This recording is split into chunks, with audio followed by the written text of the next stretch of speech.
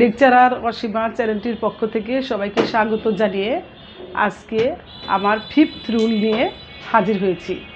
তো আশা করি তোমরা এই আলোচনাটা বা এই লেকচারটা শুনলে অনেক উপকৃত হবে। তো যদি তোমরা উপকৃত হয়ে থাকো তাহলে লাইক, শেয়ার, কমেন্ট অবশ্যই করবে। তো আমি আমার ক্লাস শুরু করছি। দেখো এখানে লিখেছি have got two, has got two. এর অর্থ কি? হ্যাভ গট টু হলো তেই হইবে, হ্যাজ গট টু তেই হইবে। তাহলে হ্যাভ গট টু তেই হইবে, হ্যাজ গট টু তেই হইবে। তাহলে হ্যাভ গট টু মিনিং হচ্ছে তেই হইবে, হ্যাজ গট টু মিনিং হচ্ছে তেই হইবে। কারণ আমাদের থার্ড পারসন সিঙ্গুলার নাম্বারের পরে আমাদের হ্যাজ বসে, আর ফার্স্ট পারসন এবং সেকেন্ড পারসনের ক্ষেত্রে হ্যাভ বসে। তো সেই হিসাবে have got two, has got two তেই হইবে।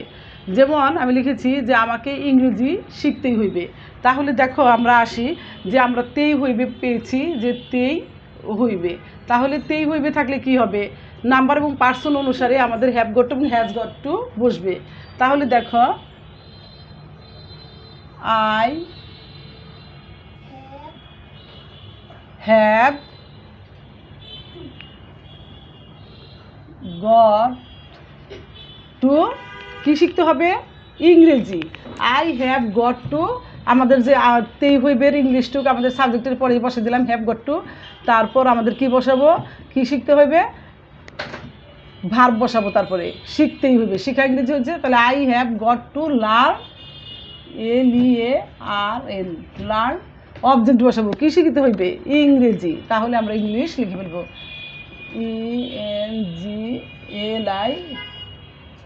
ENGLISH। দেখো আমাকে ইংরেজি শিখতেই হইবে, I have got to learn English. তো আশা করি তোমরা সবাই বুঝতে পেরেছো। আই হলো আমাকে, হ্যাভ গট টু তেই হইবে, কি শিখতে হইবে? হ্যাভ গট টু হলো তেই হইবে, লার্ন মানে শিখতেই, আর ইংরেজি শিখতে হবে। তাহলে ইংরেজি হলো object, subject, verb, object. I have got to learn English. Have got two কিন্তু সাবজেক্টের পরেই বসে যাবে, প্রত্যেক সেন্টেন্সে হ্যাভ গট সাবজেক্টের পরেই বসে যাবে। তারপর হলো ভার্ব এবং অবজেক্ট। দেখো এখানে লিখেছি যে তাহাকে কাজে পারদর্শী হতেই হবে। তাহলে কি হতেই হবে? আমরা কিন্তু তাহাকে মানে হি, তাহলে বসে দেই হি। নাম্বার এবং পার্সন অনুসারে হি, থার্ড পারসন সিঙ্গুলার নাম্বার, এর জন্য হ্যাজ বসছে। হি হ্যাজ গট টু, পারদর্শী ইংলিশ কি? At home in work. He has got to at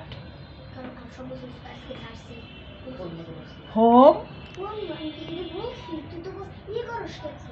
in WORK,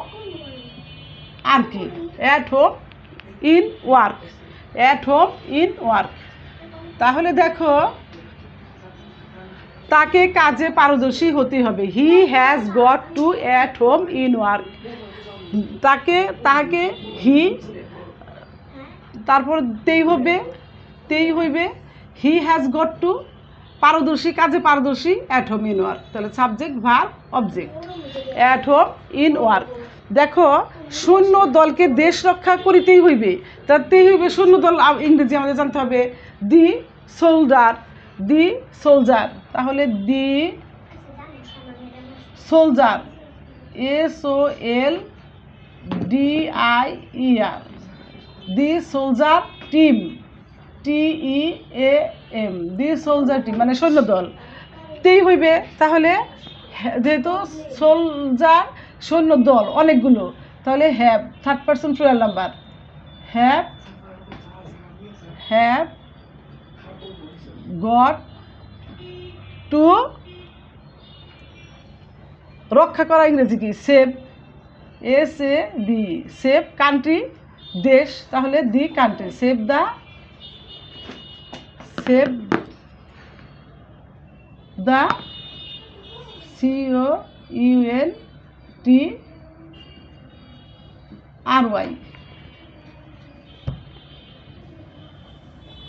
COUNTRY। দেখো তাহলে সৈন্য দলকে দেশ রক্ষা করিতে হবে। সাবজেক্টের পরেই আমরা কি করব, has got to have got to নিয়ে আসবো। সৈন্য দল, তাহলে the soldier team have got to save the country. হ্যাঁ, সেভ মানে রক্ষা করা, কি কাকে রক্ষা করব, কান্ট্রি, দেশকে। তাহলে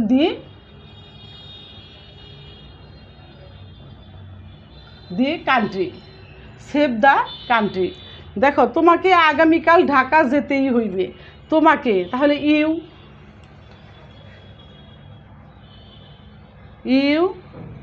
নাম্বার এবং পার্সন অনুসারে ইউ হ্যাভ গট টু, যাওয়া ইংরেজি কি, তেই হইবে দিলাম হিও, তারপরে যাওয়া ইংরেজি verb.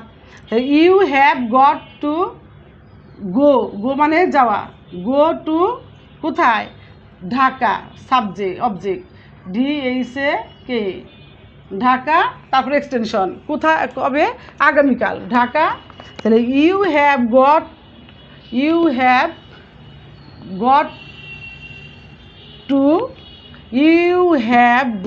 Two go to Dhaka tomorrow,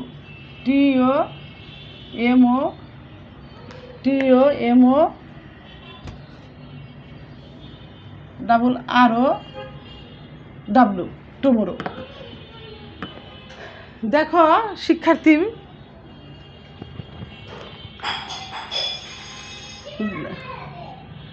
শিক্ষার্থীরা, দেখো আমাকে ইংরেজিতে, তাহলে আমি ফিফথ রুলে কি লিখছি, যে have got two has got two তেই হইবে, হ্যাজ গট টু তেই হইবে। আমাকে ইংরেজি শিখতে হবে, I have got to learn English, তাহাকে কাজে পারদর্শী হতে হবে। He has got to at home in work.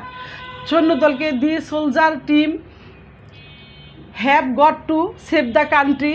তোমাকে আগামীকাল ঢাকা যেতে হবে। You have got to go to Dhaka tomorrow. তাহলে দেখো, আমাদের ফিফথ রুল মানে পঞ্চম রুল কিন্তু আজকে শেষ করলাম। আশা করি তোমরা অবশ্যই বুঝতে পেরেছো। যদি তোমাদের আলোচনাটি এবং ভিডিওটি ভালো লেগে থাকে, তাহলে অবশ্যই ছোট্ট করে একটি লাইক, শেয়ার, কমেন্ট করবে এবং পাশে সাবস্ক্রাইব করে রাখবে, যাতে পরবর্তী ভিডিওগুলো তুমি সবার আগে পেতে পারো। তো থ্যাংক ইউ, আজ আসি।